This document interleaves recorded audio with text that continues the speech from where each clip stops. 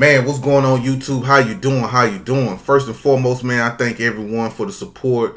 I thank everyone for the advice when I've said that what are the parents doing after their kids get older and stuff like that, because I'm an empty nester and I did see some great advice and I'm taking heed to the advice a lot of people's giving me in the comments. So I do thank y'all for that, and I will take note and execute on what y'all was saying in the comments about this. So I thank y'all for that. And another thing, I hope y'all having a great Saturday. It's beautiful out here in Dallas today. The weather is beautiful, man. I'm gonna get out, man, see what's out here today, man, and just enjoy myself today. You know, just get out and see what it do today. You know what I mean? Watch the car, take the dog out for a minute. You know, me and the dog might hit the city for a minute, ride around. But enough of that. But before we get started, man, y'all please hit that subscribe button for your boy. I really appreciate that, man. And I thank y'all for the support once again. I thank y'all. I thank y'all. I thank y'all. Now, the thing I've been seeing today is, and I know y'all seen it too, I'm pretty sure y'all are very experienced in this also and used to seeing this from these people also, but on how Africans or immigrant groups always say they doing better than Black Americans. How they always say we're in jail. Majority of us in jail. Lie. They say the majority of us is on welfare. Lie. They say the majority of us don't have a mother and father. Lie. They say the majority of us is on drugs. Lie. They just say a lot of things that are lies, right? Because they listen to white media on how they crucify us. Because keep in mind, any little thing that Black people do in America is going to get magnified to the umpteenth degree.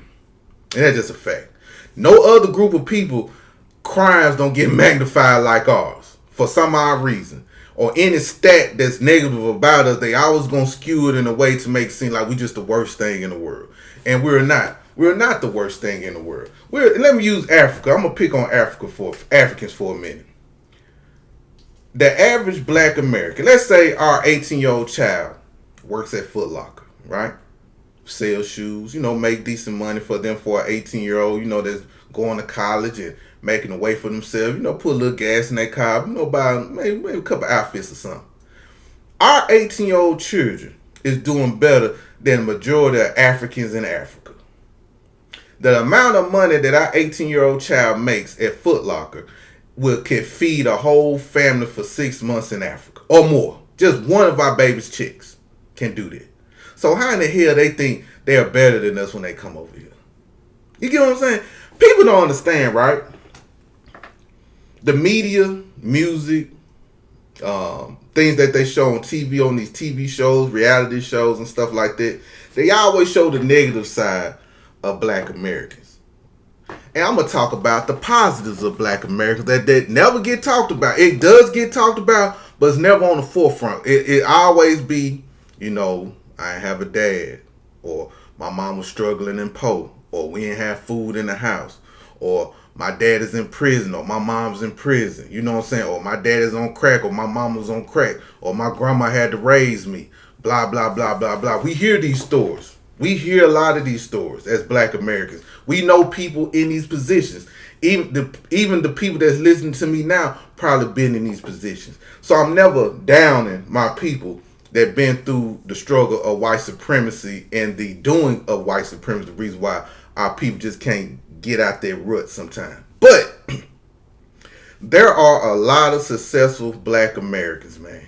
I was born in the 80s, right? Born in 82 with a mother and father, right? And I'm talking to and we got to start highlighting this too, y'all. We always talk about the negative within our Black community, or the negative within our Black family, but we don't never talk about how majority of us of our Black parents avoided the crack era, avoided being on crack, avoided catching that 94 crime bill that locked up a lot of our Black people. We don't never talk about those Black people, and those Black people never get highlighted. They never get magnified like the ones that was on crack, like the ones that caught that 94 crime bill. I'm just speaking from my era, okay? In the 80s, growing up, I didn't have a rough life like that. I'm the only child. My mom and dad, they regular Black, just a typical Black family, working, providing, make sure I had everything I needed. There wasn't a day I went without food. I don't have that story. Okay, I do not have that story at all. There was not a time where the lights was out. I don't have that story. But those stores with the kids that didn't have food in their house or they lights was out, those stores get magnified. And when people think of black folks, they always think of poor, downright, and trident around this motherfucker. And it's not true. Majority of us parents had health insurance on us. A lot of us wasn't on Medicaid. Just think about that. A lot of us wasn't on Medicaid. A lot of us wasn't on government assistance. Doesn't mean we were rich. Doesn't mean we was better than anybody, but we had a typical black childhood. Still hanging with people that was going through that. But we all still loved each other as one, regardless if such and such didn't have this. Okay? My grandmother, my grandfather, they provided a great life for my mother, right?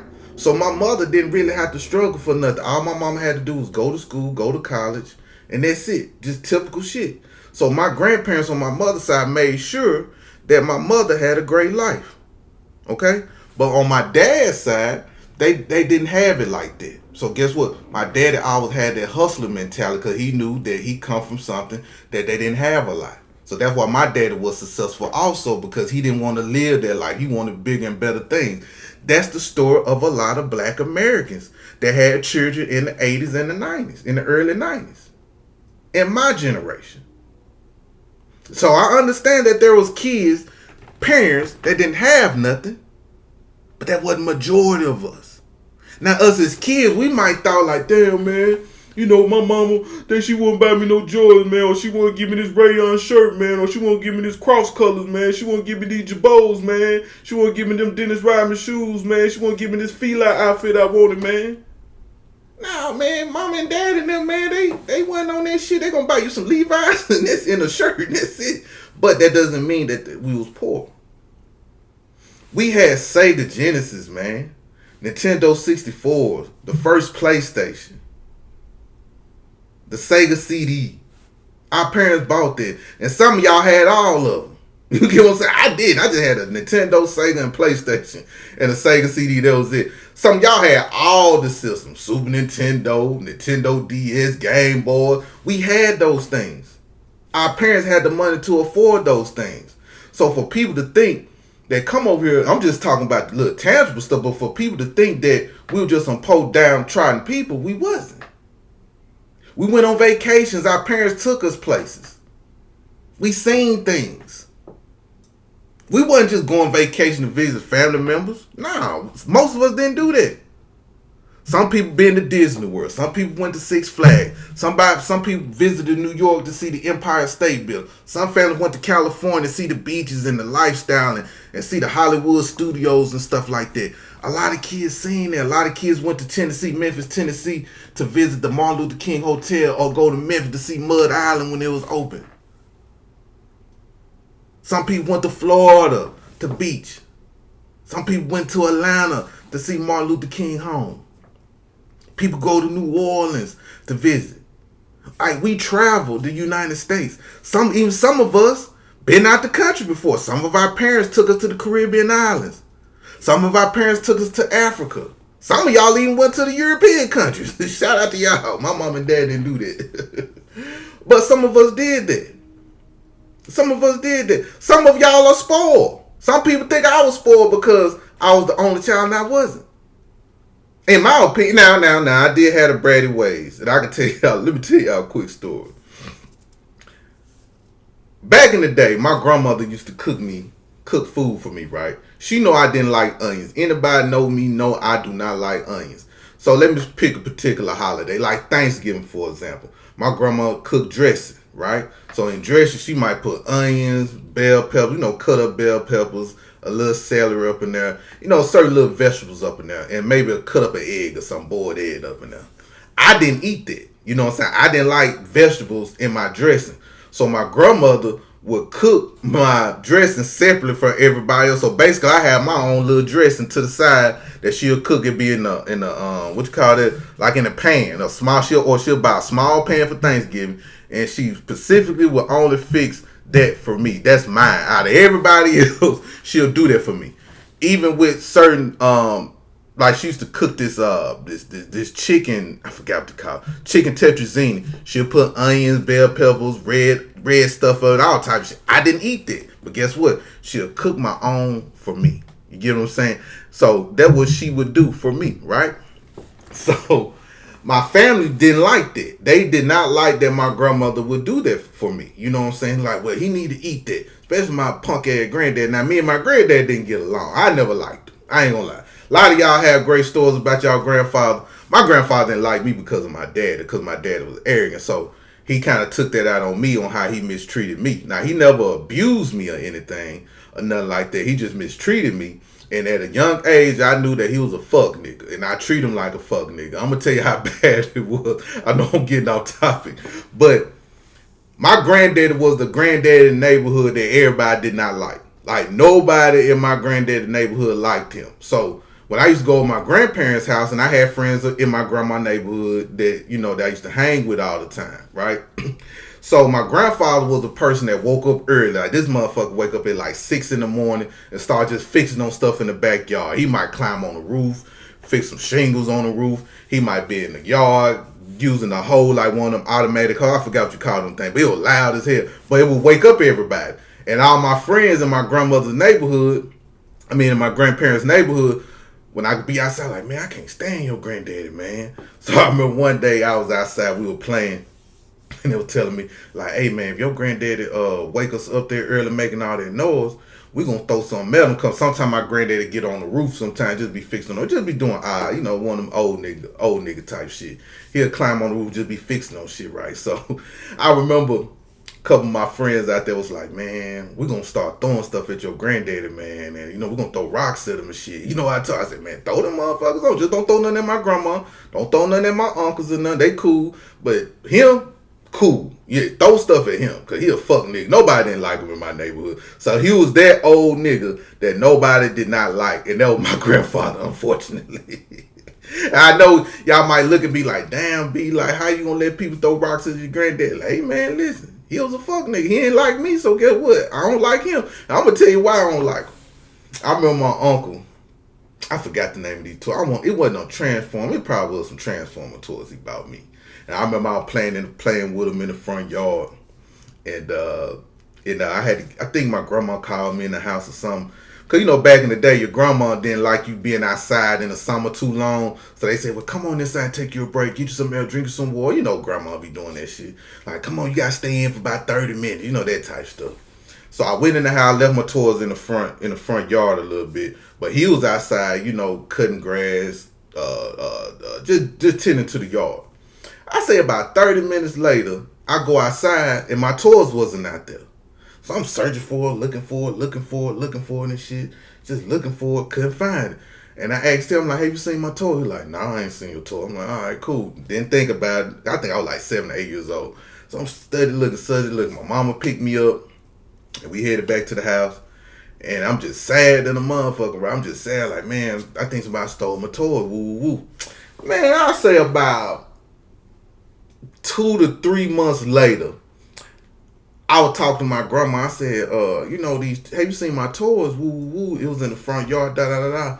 He said, yeah, your granddaddy told me that he threw away your toys because he always tell you not to leave your toys out. And I said, but he told me that he didn't know where it was at. He said, that scoundrel be lying sometimes. He be lying. And ever since then, bro, I just always had something against him. I'm talking about, I'm one of these people. If you treat me wrong, that's it. That's it. That is it with me. I'm one of them people that hold grudges for a long time. And I'm telling you, when that nigga died, I didn't even go to the funeral. My family was mad as hell. I didn't go to the funeral. I said, listen, if you was a fuck nigga to me when you was living, you can be a fuck nigga when you die. I did not like that dude, bro. That nigga was mean. That nigga was mean as hell. But I will give him this.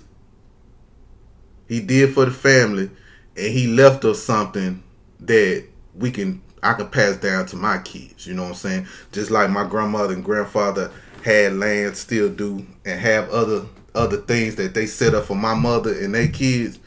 Guess what? When they passed away, my mother was set. so she can maintain me. You know what I'm saying? She can maintain herself. That's the one thing that they did, and I will always give them credit for. A highly educated man. People loved him. Now, outside the neighborhood, everybody loved him. I just didn't like that mean motherfucker. He was just mean. And I was bad, too. Don't get me wrong. I was bad. I was a bad motherfucking kid. But I just want to say this. Africans don't have that story. Africans don't have that. No Africans was playing with no toys. You get what I'm saying? No Africans don't know about certain clothes and outfits that we used to beg our parents for. They don't know about video gaming. I think Africans just got a TV in their home like in 2017. I'm being ignorant, y'all just playing. But they just got a TV. Some of them just got the internet recently, like in 2018 and 19 on their phone. So they just not seeing the world. We used to stuff. We used to things. And for an African to think they come here and do better than us, how? How?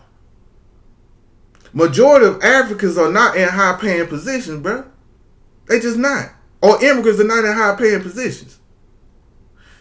20 Africans or 20 immigrants living in one home, yes, the house income gonna be high as hell. Yes, it's gonna be high. If everybody working at Chick-fil-A, if everybody working at Walmart as a door greeter or working at Chick-fil-A as a cook, combine those incomes together, yes, the income gonna be higher than the average person. Because the majority of us Americans, we like to live separate from our families. You get what I'm saying? I move out my house when it's ready.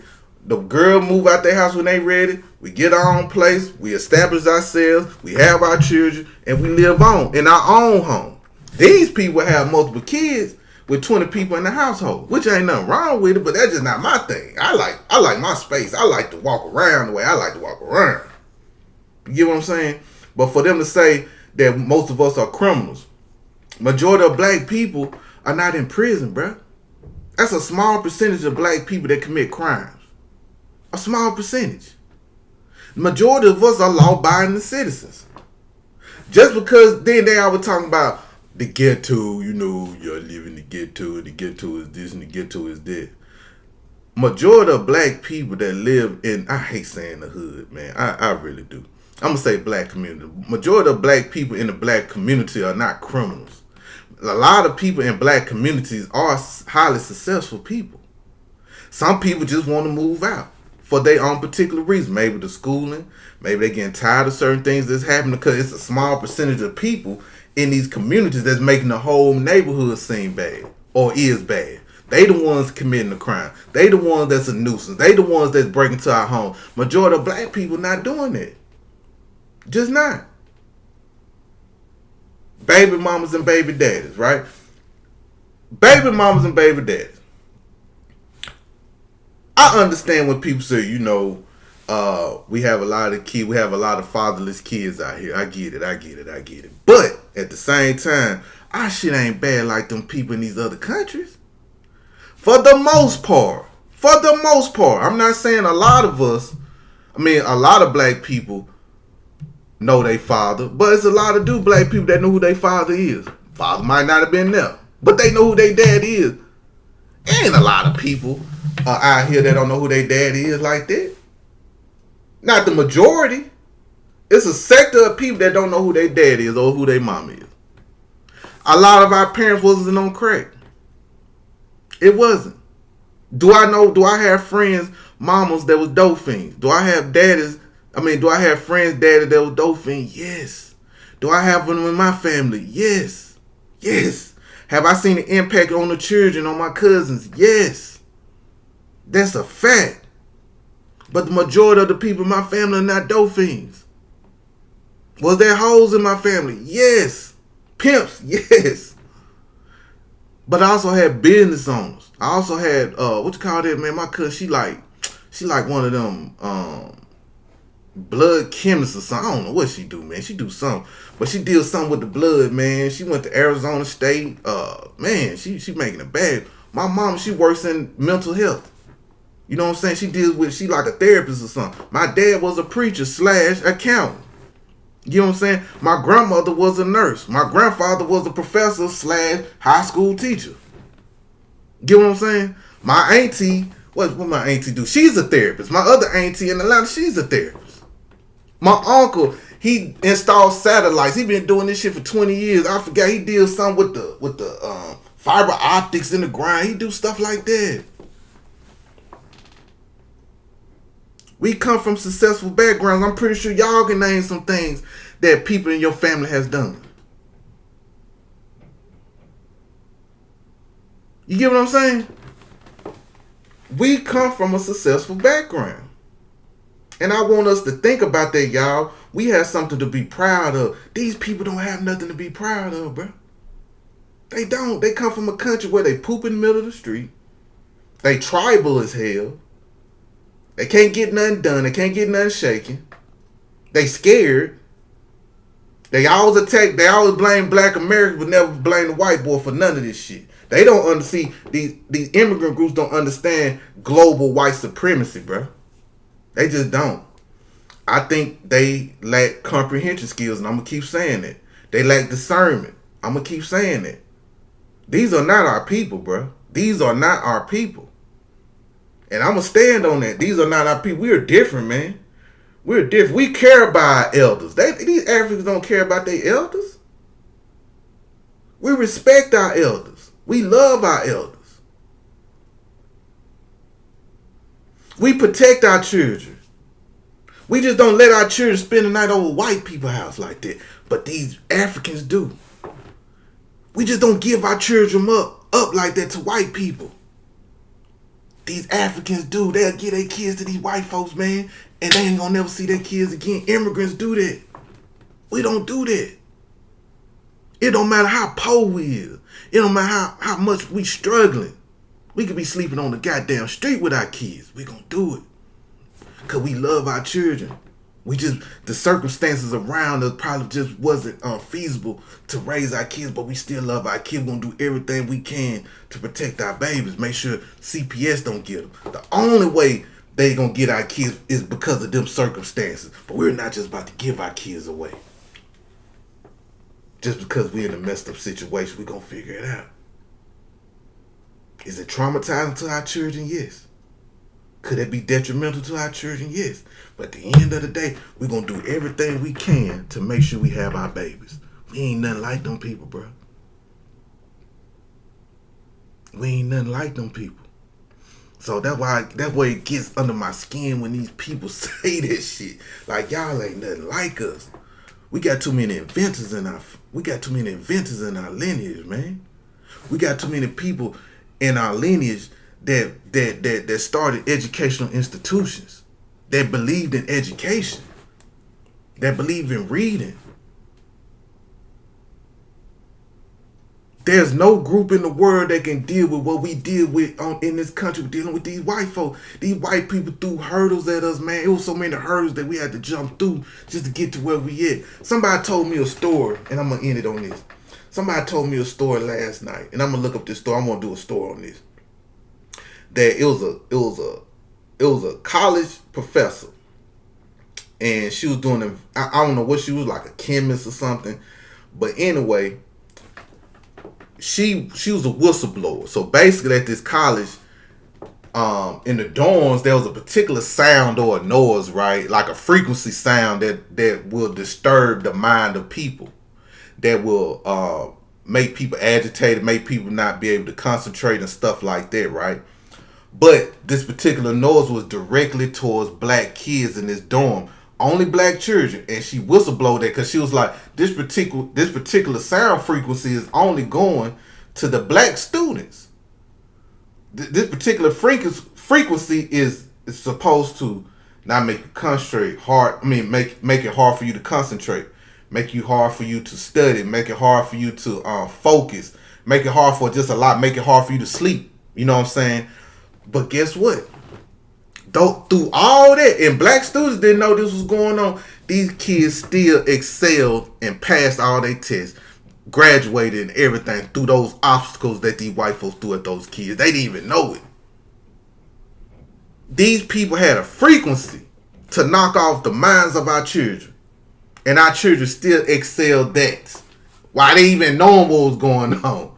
Them kids just thought they just had a lot on their mind or something, or they tired, or they partied too much, or they just sleepy or something. They need to get sleep. They probably didn't know, but that's how naturally better we are than anybody in the world. Nobody would not be able to recover on how these white folks did to us, man. Even in the late 80s, even our black women, for a long time, bro, when black women couldn't even get certain money loans without having a man sign for them. You get what I'm saying? Women had to get a man to co-sign them just to get a loan. That shit didn't, I think it was a law passed like in the late 80s, early 90s, so black women can't get business loans. We've been through some shit, man. Our men being ostracized, being judged, being stereotyped. Even me as a black man going through that, have to deal with that. Sometimes you have to bite your lip with these folks because you know when it pop off, it's going to be a lot of rage. We have to deal with that. And guess what? We still successful black people. The average African, average Mexican, the average Asian, the average even white person wouldn't be able to stand 10 toes down and stand tall above it all. We a different breed of people, man. We built different. So when the Africans talk this shit about us, man, I just look at them crazy like, nah, bro. Y'all ain't doing better than us. Y'all not even mentally strong like us. Look how y'all crumbling now. We just talking about delineation. We ain't putting no hand on nobody. We just setting boundaries with y'all. Y'all crashing out. Y'all can't even figure that out. Why are you bullying me? Why are you saying this stuff about me? Why you called me an African booty scratcher when I was in 5th grade? And I'm 45 right now. Nigga. We protected y'all enough. Anyway, thank y'all for listening. Just had to get that off my chest, man. You know what I mean? It wasn't nothing, just putting something out there for the day. Hope y'all follow what I was saying. And thank y'all so much, man. And we'll probably post another video tomorrow or something. Then Monday, we're going to crank it up. Anyway, y'all be safe. Y'all have a wonderful weekend. Enjoy yourself. Hug your people. Love your people. Anyway, I love y'all. Peace out.